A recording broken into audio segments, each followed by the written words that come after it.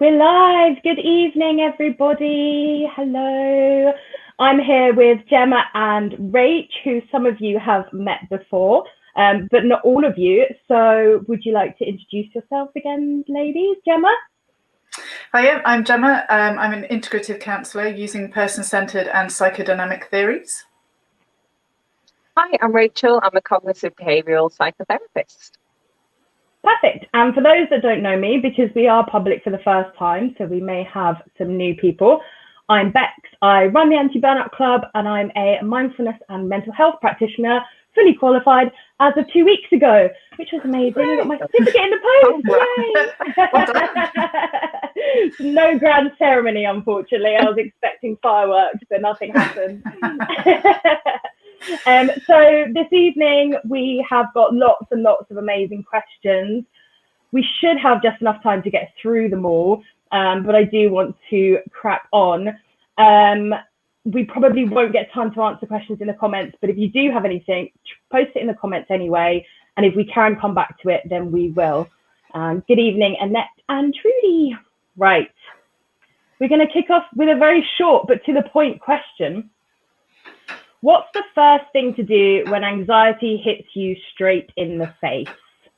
Rach, I think we're going to come to you first on this one. Yeah, and that's exactly how it feels like, I think, anxiety. It can just hit you straight in the face. It can just feel so much like a shock, sort of physically and emotionally. So that's a great way to describe it. Just remembering that anxiety is a threat response. So we're responding to, what we think might be a danger, so that could be a thought or a situation that we're in. So there is likely, to be something that's triggering that. So sometimes it's good to ask yourself sort of, what is the threat? What is it here right now in the situation that is a threat to me? And also where, is it something that is in the future that I'm thinking about, that I'm worried about, or is it something happening right now? So sort of putting that into perspective and, thinking, where is it? Is it here? Is it later on? What is it? And also noticing, am I safe, actually right now in this moment? So there might be something you can zone into that's external, in terms of your environment that helps you notice that you are actually safe and there's no real obvious threat there. So that's usually the case when anxiety hits you. It's usually quite hypothetical in terms of there isn't really an actual threat facing you. Yeah, and I think we covered that. You covered that in your lesson as well, didn't you, Rach, in terms of the what if. Now, I know that most of my anxiety comes from a what if, what if everything bad happens all at once? Like that is where mine comes from. And it is about, trying to ground yourself and think, well, actually, is this true or is this hypothetical? Gemma? I think if it hits you in that moment, the first thing to do is stop and just breathe. Just allow yourself to recognize what's happening. And then sometimes it's about grounding. And I think Rach has probably talked about grounding techniques before, just making sure that you, even if it's just noticing that you're standing on the ground or touching something, just so that you kind of bring yourself back from that panic moment that, Rach is talking about. And that gives your brain time to catch up as well, so that you can actually use the thinking part of your brain rather than just reacting on your emotion. So yeah, when it hits you in the face, I think the first thing to do is just stop and take a breath and just allow your thoughts to be able to catch up, and you'll make good decisions because, you have lots of coping strategies. It's just allowing yourself time to actually use them. Yeah. And the stop method as well, which is literally stop, take a step back, observe the situation and put it into perspective. I think the only thing that I would add is to practice grounding yourself when you're not anxious, so that you're ready, you've got those tools in place and you can preempt it. And when this kicks in, when this anxiety hits me in the face, this is what I can do. And I've practiced it and I know how to ground myself. Yeah. Perfect. Okay, next question. Okay, this one is someone asking for coping methods to stop thoughts coming into my son's head because he has OCD. Gemma. Okay, so OCD is quite complex. So this is kind of general advice, as everything, this is something you would deal with very individually in therapy. But the thing I would say is you won't be able to stop the thoughts. So it's more about noticing them and going, okay, so this is a compulsion, this is an obsessive thought, this is making me want to fulfill a compulsion. And sometimes it's about noticing them and trying to let them go. That sounds really easy when you say it like that. It's not in the moment, but it's very hard to stop them. So often it's about recognizing, acknowledging, and then trying to let them go without feeling the need to carry through with the compulsion. But as I say, OCD is quite specific, quite something that you need to deal with quite individually often. But that can be a starting point. Instead of using a lot of energy trying to keep those thoughts out, just go, okay, well, they're there. How do I manage it now? Yeah. Rach, what do you think? I think you said, Bex, is it their son that's struggling with the OCD? Yeah. That's really tricky, isn't it? To, I suppose, know what to say to help them. And I suppose it is like what Gemma said, getting some help, actually accessing some kind of psychological therapy like CBT to, perhaps help with the OCD. Rather than sort of tackle that on your own to try and help him. I'm not sure what age he is, if he's a child. They have mental health services for children as well. But more so just validate how awful that must feel for them and provide some comfort, because it's hard, isn't it, to know sort of what to do sometimes without the help from a therapist and really know, is it OCD? Is it worry? What really is going on? Yeah. Yeah. And do you think, is it something that perhaps that person could get their own therapy for in order to learn coping methods? Obviously putting their son through therapy is a great idea with OCD, but perhaps themselves getting some therapy as well so that they have the coping methods in place, because it is a hard thing to deal with. So yeah, I think perhaps reaching out and trying to find support for yourself might be a good step. And in some areas they offer family therapy as well, so you can actually all work together. That's a really good idea. Nice. Okay, the next question, this is a good one. What's the best way to stop avoiding difficult conversations and tasks? I often avoid doing things, for example, phoning tradesmen to ask them to come back to fix something that they did that's broken, because I fear that either they'll be angry, laugh at me, fob me off, or be unpleasant when they come back, or just plain refuse to come back.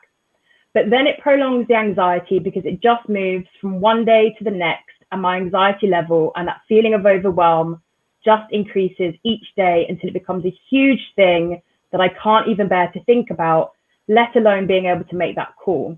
Then I just end up feeling overwhelmed and stuck, even though I logically know I just need to make that call. And I think this is quite a common one. Rach, did you want to start off with this? Yeah, it is a common one, and it's something that comes up a lot with people I work with, in terms of, trying to be assertive and address your needs and look after yourself as well, because it's easy to sort of be quite passive with people and not address problems, but that stress builds up as well, and it's not helpful in the long term. It's understandable why there'd be fears there of, what if they're angry? It's not comfortable, is it, to address a problem and say, wait a minute, I'm not happy about this. Can we do something about it? But as long as that's done in a polite manner and your intention is just to get the problem resolved, reminding yourself that there's no bad intention here other than to get what I need out of this and sort of look after your own needs as well. So despite the reaction you get back, just being aware that your intention was to just get the problem resolved. When people do react badly, just remembering as well, there could be stuff going on in their lives that aren't your fault. They could have financial stresses, family stresses, so just remembering to not take that on board when people are unpleasant. Yeah. Gemma? I think if this came up in a therapy session, I would be asking you, have you had this happen before? You know, have there been situations in your life where you felt you needed to ask for something or try and correct something and you've had that negative response? And, you know, so have you kind of learned that that's how people will react? So, you know, I'd be trying to unpick that a little bit and actually remember that you're not in that historical situation. You are in the here and now, and the person you're dealing with is a new person and not somebody that you've had problems with before. And very much as Rach said, you know, it's keeping their reaction separate from who you are. However they react is how they react, and actually it doesn't have an impact on who you are as a person. And you, as Rachel said, you know, it's very much your intention is good, you're just trying to correct something or solve a problem. So it's keeping yourself separate from their reaction, I think, and keeping that part of you safe. Yeah. Another thing that I really like to do when there's something that I'm really worried or anxious about with a what if, I grab a post-it note and I write down what I think the worst scenario is going to be. So I'll write down, the builder's going to shout at me, he's going to be so angry, he's going to come back and he's going to bodge the job again and he's going to do all this. I write it all down and then I fold it up and I put it in my purse. And then when that situation is over, I get it back out and I look at it and I go, oh, what was I worried about? You know, because chances are the worst case scenario, touch wood, won't happen. And I've done it with my husband, with his worries, and I put them in my purse. And then 2 weeks later, I'm like, look, see, this didn't happen. So just having that proof to yourself, I think that you're okay to make that call and you're okay to say, I want something fixed. Absolutely. And then looking at what you thought was going to happen and evaluating it and being like, oh, you know, and getting into the habit of doing that with a what if has changed my mindset on a lot of things, because it's never really as bad as whatever scenario I've made up in my head. So yeah, that might be helpful. That's a little trick. Grab some post-it notes. Okay. Next question. I have general anxiety disorder and depression, diagnosed officially about 8 years ago after a particularly stressful period that led to a burnout.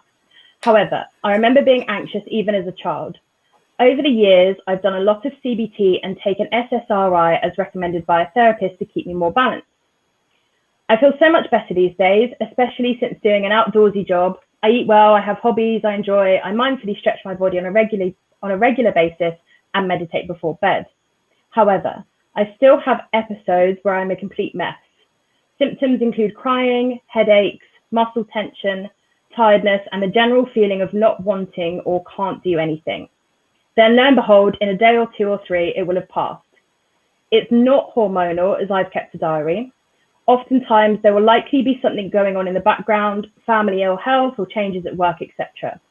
But up to that point, I have felt absolutely fine and have kept up with regular self-care. How are these episodes still creeping up on me? Is there anything I can do to prevent it happening? It's literally like a switch has been flipped in my brain and I'd like to remove the fuse from the switch. Gemma. So that sounds like a pattern response to me. It sounds like perhaps an echo of previous trauma, maybe. So it's not taking much to trigger something that maybe is unresolved. So if I had a client saying those things to me in a therapy session, I would be exploring what's left. Sounds like the CBT has been really useful for the here and now, and, you know, getting into those really healthy coping mechanisms.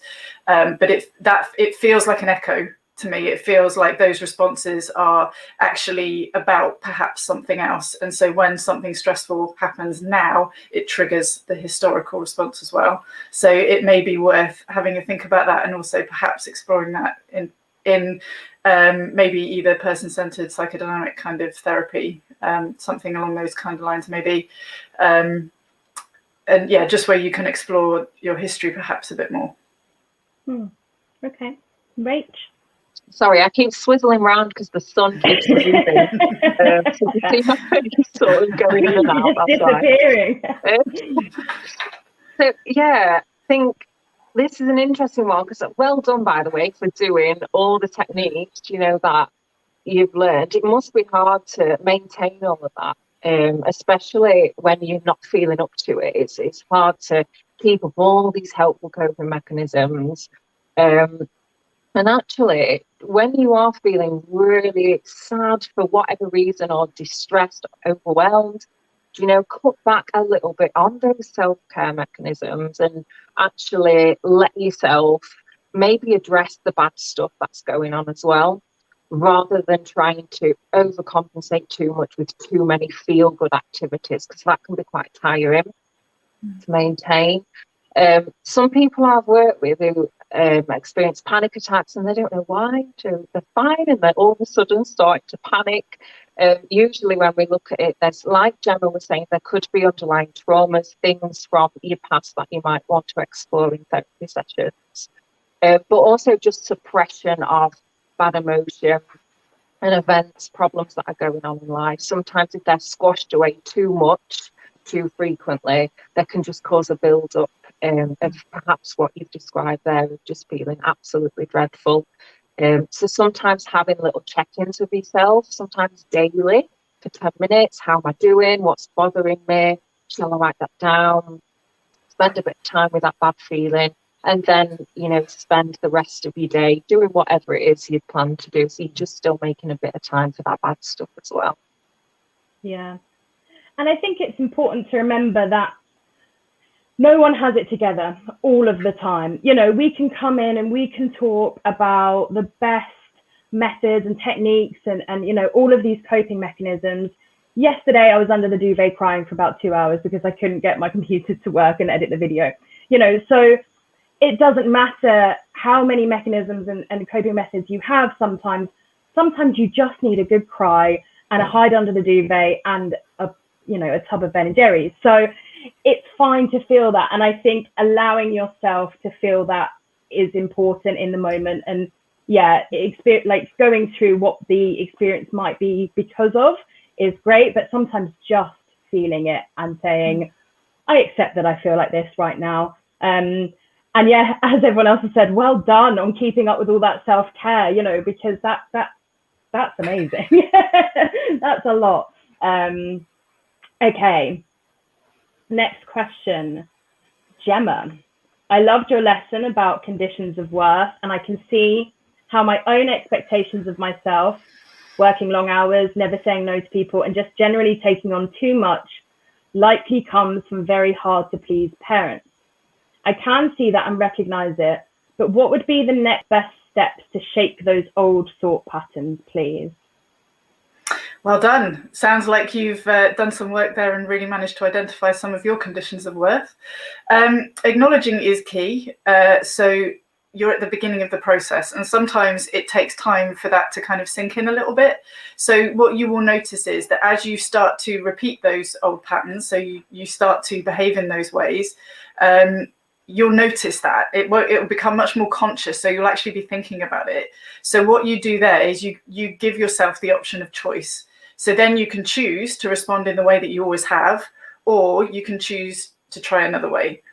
And you might have to try it out a little bit, find what feels comfortable for you, try some different ways of doing things, polite ways of saying no, or, whatever it is that you're particularly struggling with. But I think what it gives you is it gives you your power back to choose what it is you're doing. So you're not just rolling with it. You're not just going, well, this is how I react in this situation. You're going, actually, how do I want to react? Think about what it is that you need in that situation. And that's kind of the next step. Again, it might be something that you might need some support or help with. You could maybe talk to a therapist, or, even just your friends or family, and just kind of get some of their ideas on this is how I would usually handle this situation. So what's another way of doing it? Because it's all very well going, oh, do it another way. But sometimes because it's so ingrained, it's really hard to actually think of another way of doing it. So, sometimes those conversations can be really helpful too.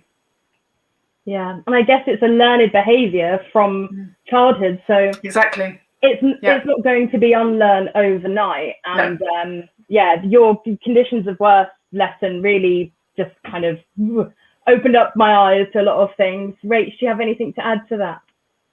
Yeah, just amazing what Gemma said. I absolutely agree with that. And I think when you notice your own voice in your mind and it's sounding quite critical, it's sounding like, this is not how you'd like to sound towards somebody else. Noticing that's not my voice, that's the voice of a parent who is critical, or, an experience you had in the past where somebody was unkind to you, and that's noticing that's the voice of them, not you, and sort of, detaching yourself from it. So it's quite helpful. Yeah. I know some people name it as well. They'll name that feeling or that particular part of them, and kind of almost try and disassociate from it a little bit in the respect of, that's not me, that's just something that I've learned from childhood, and trying to detach from that. Wonderful. Okay. Right, this I imagine is a very common one, and probably one I could have written myself as well. I'm getting really overwhelmed with all of the social events happening at the moment. I'm getting lots of invites to parties and pub trips, and while I used to be quite sociable, I don't really feel like going to something every weekend anymore. I keep saying yes to lots of things and then cancelling last minute because I'm still quite anxious. I don't really know what to do. Okay, Rach. Yeah, this is tricky, and like you said, Bex, it reflects how a lot of us are feeling right now, because we're used to sort of being inside and doing very little, and we've actually become a bit comfortable with it as well, a lot of us. So it does feel a bit odd when people are sort of, let's go for a drink, I haven't seen for ages. I met a friend recently who I've not seen for more than 6 months, and I remember feeling quite anxious when I saw her. But once we started talking, it was as if I saw her last week, and I was thinking, what was I even anxious about? So just remembering, a lot of us are feeling like this now. But also just being quite easy on yourself and not expecting yourself to go to all of these events. It sounds like you're very well liked by people. People want, to see you, which is great. Well, it might be you just choose to maybe go for a coffee with a friend for half an hour and just see how that feels and take it from there. Saying no is, again, difficult, like I was saying earlier, but noticing, again, it's not your intention to, step back from friendships. It's just an intention to look after yourself. And if they're a good friend, they will understand that, that it might take time to get to normal again for everyone. Yeah. Gemma? Yeah, very much echoing what Rach said there. And also, be a bit choosy. And so perhaps pick a friend that you can maybe be honest with and say, look, I'm actually finding all of this a bit weird. Maybe we could meet at my house and walk to the pub or coffee shop or park or, wherever you're going together. And start small, maybe, just meet one friend before you go for a full-on party, kind of take it one step at a time, and whatever you're comfortable with. And like I said, perhaps just be honest, because I think you'd probably be surprised at how many people are feeling the same. Yeah. And it's definitely a case of taking it one step at a time.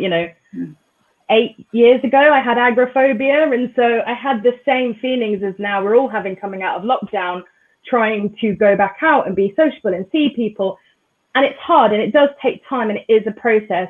And no is a complete sentence. If a friend, like Rach said, if a friend is a good friend, they will understand if you just say, I can't today, I can't this weekend. And better be honest with them now than perhaps cancelling at last minute, because then they'll just go, oh, such and such is just cancelling on us. But to be honest and open and just say, look, I'm struggling with all of this going on at the moment. Can we meet in your garden instead of going to the pub, or, in a park, or just somewhere where perhaps you feel a little bit less overwhelmed, to start, and then baby steps. Okay. Next one. I feel overwhelmed really badly in my chest, like it gets really tight, and I'm always worried that I'm having a heart attack or something. Is this normal? How can I stop it? Rach. Sounds like the not so lovely adrenaline was kicked in there. And adrenaline is that response to what I was saying earlier, when we associate something to be a threat.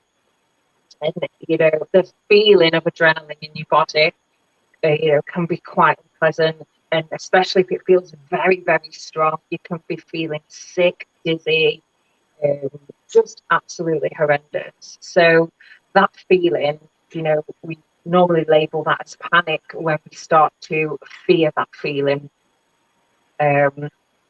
It's very easy to say, don't be scared of it, it's just anxiety. You know, in that moment it feels awful.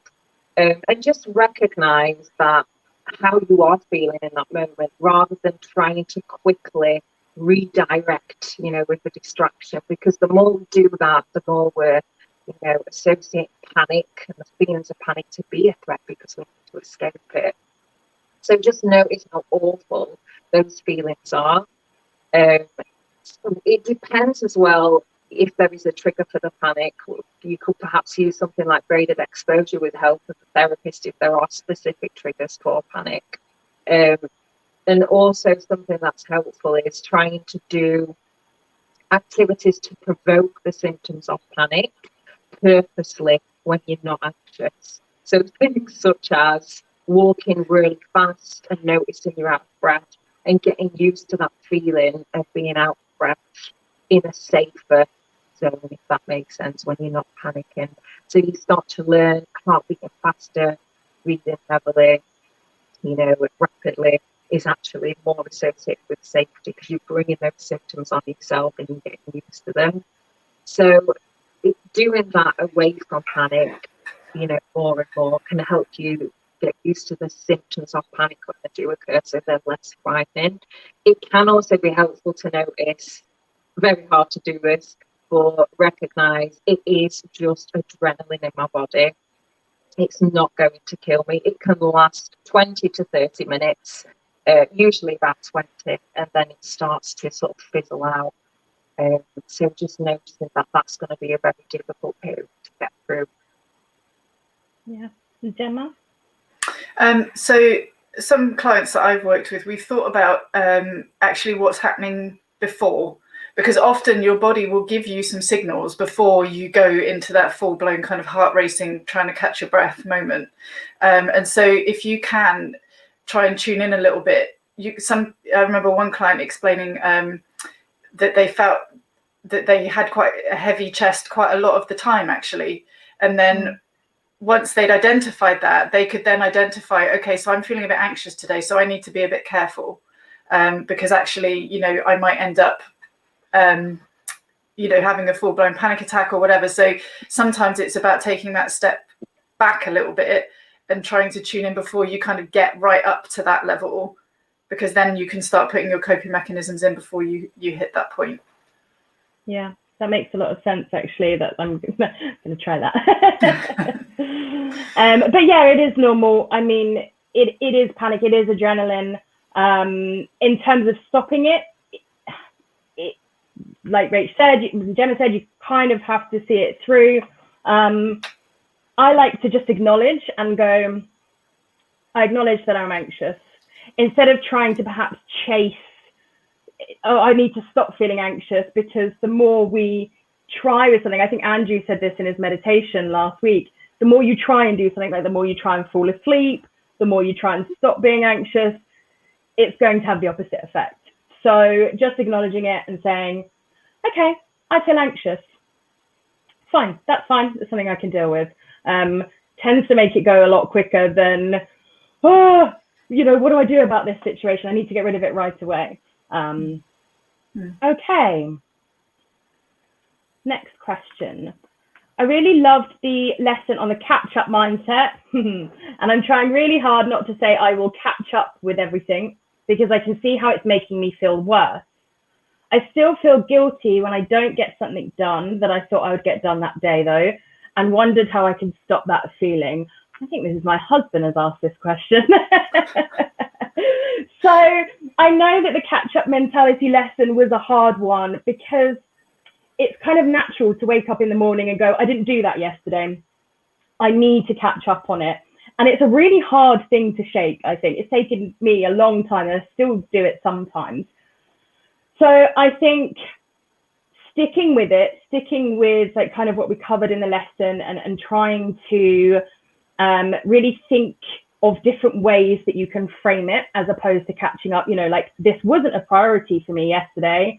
Actually, it is a priority for me today, is a good start with that.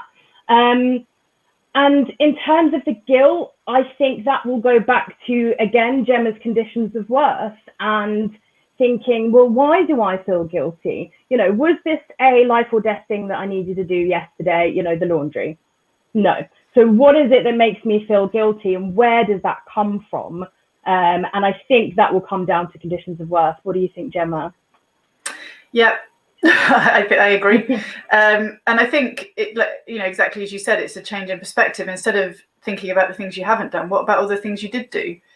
And again, you know, turning it into a choice. Well, I chose not to do that because of X, Y, and Z. And actually today I'm going to choose to do it, or maybe I'm going to choose to do it tomorrow because it's not a priority today either. And also sometimes it's just about acknowledging and even maybe affirming to yourself, I'm doing my best. You know, life happens, things happen, and actually maybe I just didn't feel like doing that thing right now. That's okay. Yeah. What do you think, Rach? Yeah, absolutely. Bex, you hit the nail on the head with, you know, saying, you know, what is so bad about this? You know, I didn't get the laundry done. It's not sort of the end of the world, but it can feel like it. So it's more so the feeling, isn't it? That's hard to deal with than the actual what's happened or what's not happened, and how you interpret that feeling. You know, what does that mean about you? You know, does it mean you're a bad person? You're not sort of meeting your own expectations. So it can go a lot deeper, which can be worth exploring for sure. Sort of thinking about, instead of ruminating on things, you know, what you could have done, more so thinking, where do I want to go from here? So fair enough, this didn't happen. I feel bad about it, but you know, what am I already doing, or what did I already do that day that was good, that was valuable? But also, where do I want to go from here? So say sort of like the nutritionists, I started to have more of a variety in the stuff that I was eating. I haven't maintained that, and I noticed today when I saw my little bowl of goodies, that is something that I want to get back into. And continue with. So, you know, it's okay to dip in and out of things and let yourself just use your own initiative and think, actually, I'm going to grab back onto that next week and focus on that a little bit more, because there's so many helpful things, isn't there, that's covered. So it's hard to pick and choose and sort of think what's helpful to maintain out of them.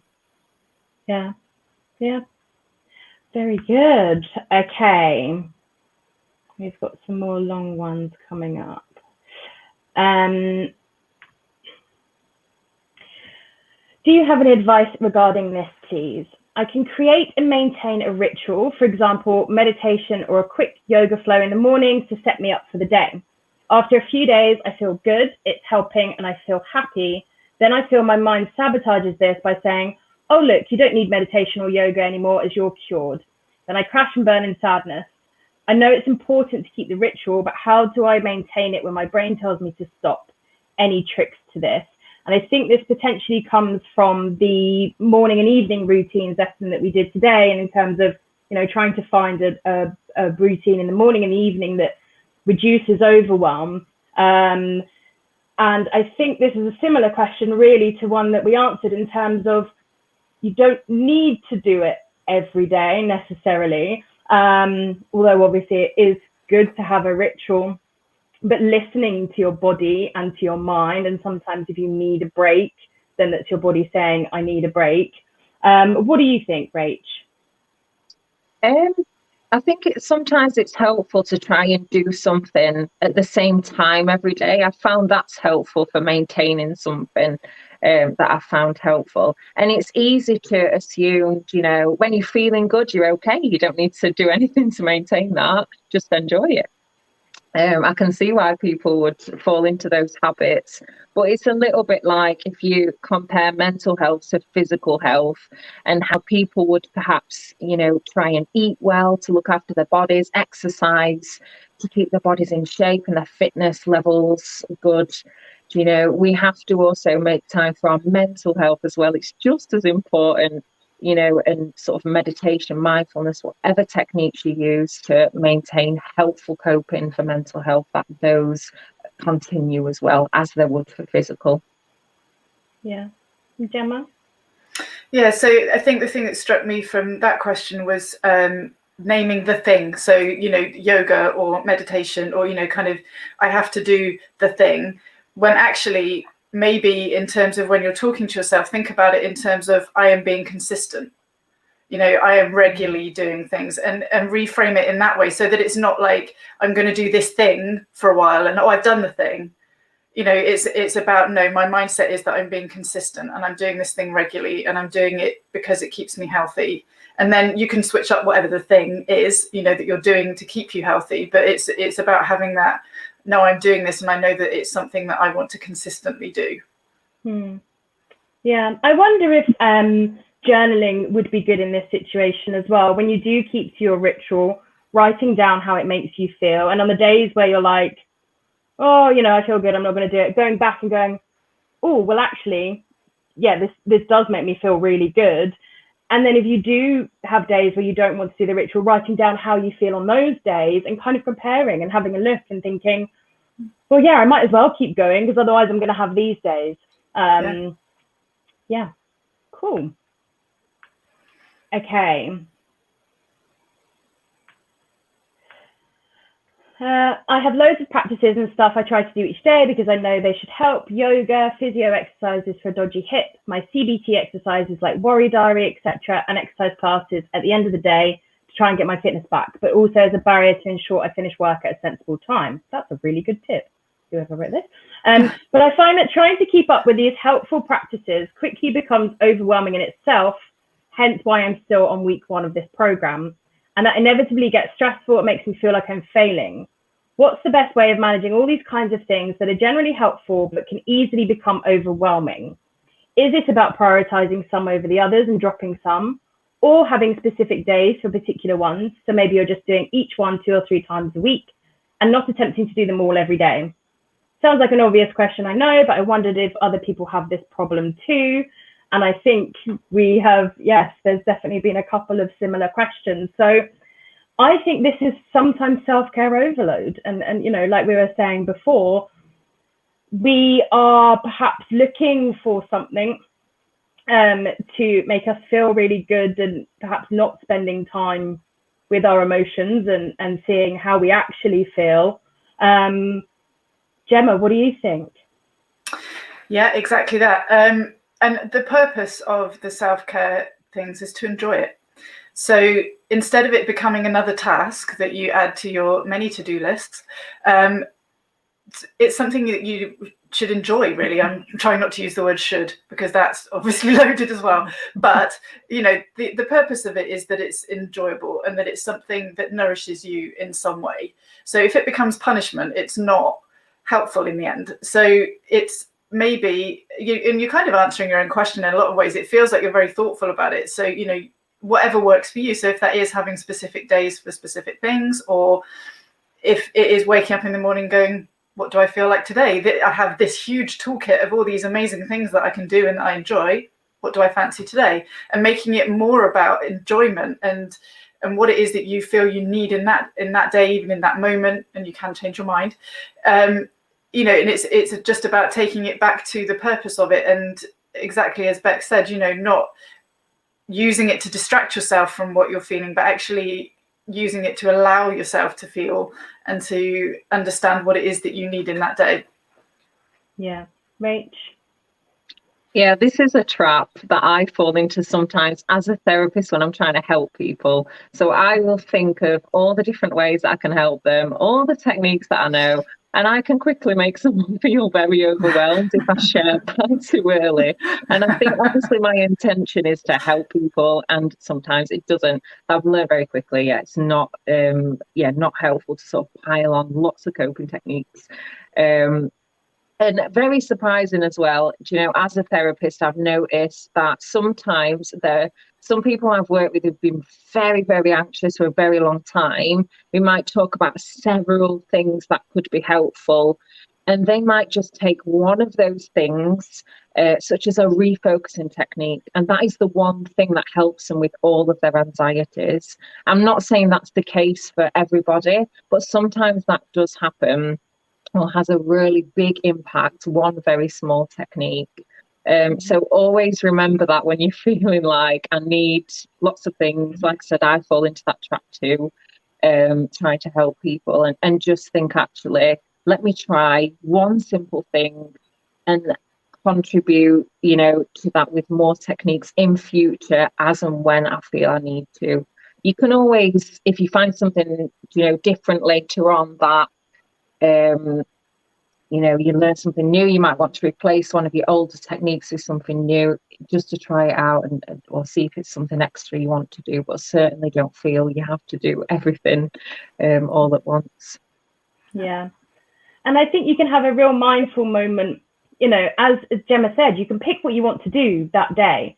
So you could get really mindful with this and sit there for a couple of minutes and think, what will bring me the most joy today? What do I really want to do? What makes me feel excited today? Is it yoga?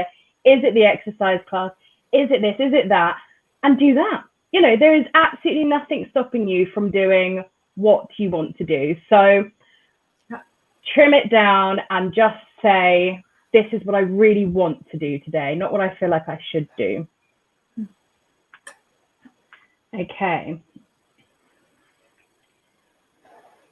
Do you have any tips to help with switching off at the end of the day? I try to do some yoga, go for a walk, or do some meditation, and they help for a short while, but an hour or so later, the worries creep back in. Rumination. Oh, and we've just lost Rach, I think. Yeah. Okay. I was going to go straight to Rach for rumination, but let's go, Gemma.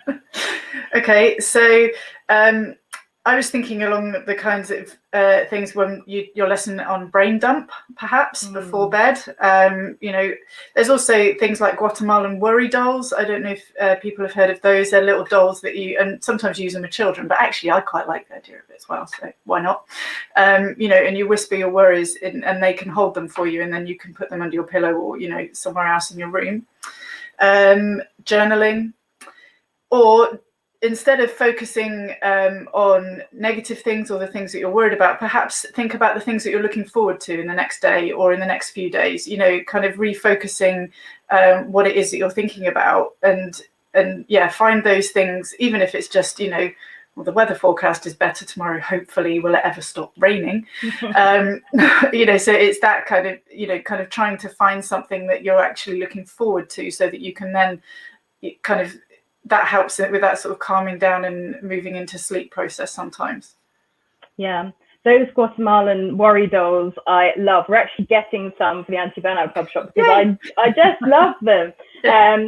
Rumination is really hard. It's probably the number one reason why many of us can't switch off at night. And it's something that I actually learned to deal with through CBT, which is why I was going to go straight to Rach, because rumination it's something we all do. And it's something that it can make it difficult for us to think about anything else, and the lesson today as well in creating morning and evening routines. So my advice here was to write down your evening routine and put next to it, when out of 10, what you feel in terms of overwhelm. So are there times where you feel specifically overwhelmed? I think we've got Rach back. There we go. Okay. So are there times where you feel specifically overwhelmed? For example, for me, when I'm sitting watching TV, tends to be when I ruminate, because my mind races and I think about everything else. So writing down, I feel 8 out of 10 overwhelmed here. Then looking at how we can preempt that again and saying, well, before I watch TV, maybe I'll do 10 minutes of meditation so I can calm my mind. Or I'll do some journaling or whatever else it is, to try and slow down that kind of rumination that will kick in at some point, but hopefully make it less so. And Rach, I was coming straight to you on the rumination question, because I know it's something that, as a CBT therapist, it's something that I learned through CBT therapy how to deal with. So ruminating. Yeah, it's a tricky one, isn't it? Because again, it's finding that balance of not ignoring what's on your mind with too much distraction, because that can be absolutely exhausting to maintain if you're constantly doing things to distract yourself from what you're thinking, but also not indulging too much in your thoughts. So just having snippets of time to let yourself think about whatever it is you need to think about, and thinking, I'll do this for 15 minutes and then move on from it. Yeah, the good old brain dump, as Gemma said. Yeah. We love a brain dump at the Anti-Burnout Club. I think it's in pretty much every challenge. Okay, this is the last question. Any ideas on how to integrate healthy activities like the meditation and yoga when returning to work? I'm due back to work in just under 2 weeks in an A&E on sometimes 12-hour shifts. I'm keen to maintain these healthy practices. I know the importance of keeping these practices to reduce stress, but I feel more anxious about trying to fit everything in. Firstly, absolutely amazing work that you do. So well done and thank you. I mean, I don't know how I would do it in 12-hour shifts. I started the Anti-Burnout Club because I was working long days and I struggled to fit self-care in. And sometimes a lot of these tips are very helpful if you work a 9 to 5. And it, you know, it is difficult when you're doing long days in a very, very stressful environment. So Gemma, what do you think on this? I think it's about giving yourself permission to do what you can. Your intention is there and you're aware that you need to look after yourself. But sometimes, you know, a 12-hour shift is all you've got in the tank that day, and that's fine. You don't have to do everything every day. Again, you know, kind of going back to perhaps having that toolkit, and when you get home from work, if you have the energy, or before you go, whatever works best for you.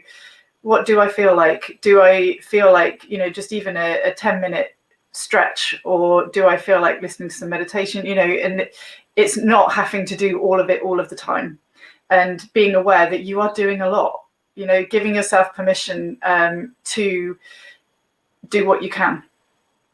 Yeah, Rach? Yeah, just trying to squash in tiny little snippets of relaxation through the day. I used to do really long shifts in quite a stressful environment, and very rewarding, but so stressful as well. So just having sort of 5-second moments where you take a few deep breaths and recognize in your mind, I'm doing what I can. You know, I've done good work today. That's all I can do is my best. And just really talking yourself through your day and how you're getting through it and how well you're doing, with those little bits of tension relief through either breathing or stretching, because it only takes a few seconds just to do, you know, some deep breaths or a stretch. I find that something quite nice after work for you, like self-care, such as a hand massage for 10 minutes whilst you're watching telly, just something that's quite comforting, that looks after you as well. If you're looking after other people, you probably deserve some self-care as well. Yeah, and I think there are some resources if you're in the Facebook group as well. I can't remember who asked this question, but if you are in the Facebook group, then have a look at the anti-burnout matrix, which is something that we did in the last challenge, which was about putting activities into physical energy and mental energy. So if you get home and you're physically exhausted, but your brain's quite switched on, which I can imagine it might be after a 12-hour shift, what can you do to look after yourself in that, you know, in that time? Also, the 2-minute mindful moments that we've got in the group, just putting your headphones in and just having a moment to connect with yourself. And what I will do is I'll put up Aga, who we met on Monday, has done a 3-minute tapping video for us, which I think would be really good. Just a couple of minutes. So when you do have those little pockets of time, just to use those when you can. But yeah, I think just being mindful that you're not necessarily always going to be able to do everything. And yeah, that was the last question. This has been amazing. I've really enjoyed it.